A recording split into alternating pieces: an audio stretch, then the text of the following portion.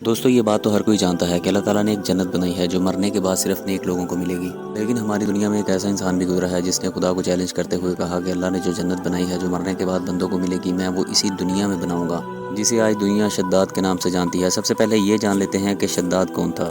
دوستو ہماری دنیا میں ایک ایسی قوم گزر چکی ہے جس کا نام قوم عاد تھا، جس قوم کے بارے میں اللہ تعالیٰ قرآن مجید میں فرماتے ہیں کہ ان سے پہلے ایسی قوم نہ پہلے پیدا ہوئی اور نہ ہی ان کے بعد ایسی قوم پیدا ہوگی۔ قوم عاد احقاف کے اندر آباد تھی۔ احقاف ایسی جگہ تھی جہاں ریت کے بڑے بڑے ٹیلے موجود تھے۔ احقاف کا یہ علاقہ یمن اور عمان کے پورے علاقے پر پھیلا ہوا تھا، اور قوم عاد یہاں پر آج سے تقریباً 8,500 سال پہلے آباد ہوا کرتی تھی۔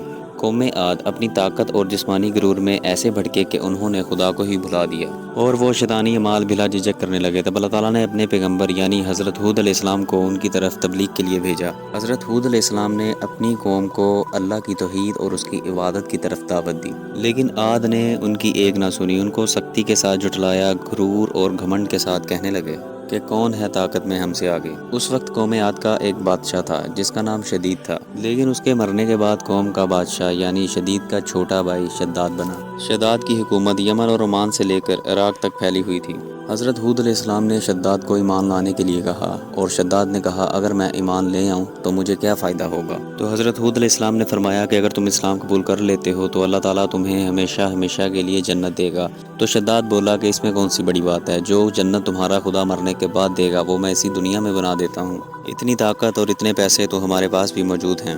حضرت ہود علیہ السلام نے شداد کو کافی سمجھایا، لیکن وہ اپنی باتوں سے باز نہ آیا۔ اس نے حکم دیا، عدن کا ایک علاقہ ہے جسے جنت بنانے کے لیے چنا گیا، جس کے اندر موسم ٹھنڈے اور باغیچے لگائے گئے، اس کے اندر نہریں بہائی گئیں، پھر سونے اور چاندی کی اینٹوں سے محل بنائے گئے۔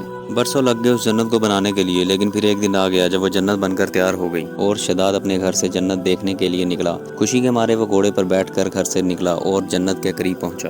شداد نے اپنا ایک پاؤں جنت میں رکھا اور دوسرا پاؤں رکھنے کے لیے اٹھایا، اور وہیں پہ وہ زمین پر گر گیا۔ لوگ بھاگ کے دیکھنے آئے کہ شداد کو کیا ہوا ہے۔ جب وہ پاس آئے تو انہوں نے دیکھا کہ شداد مر چکا تھا، اور شداد کے مرنے کے بعد اس کی بنائی گئی جنت کا نام و نشان تک مٹ چکا تھا، اور وہ جنت ریگستان کی مٹی کے تلے دب چکی تھی۔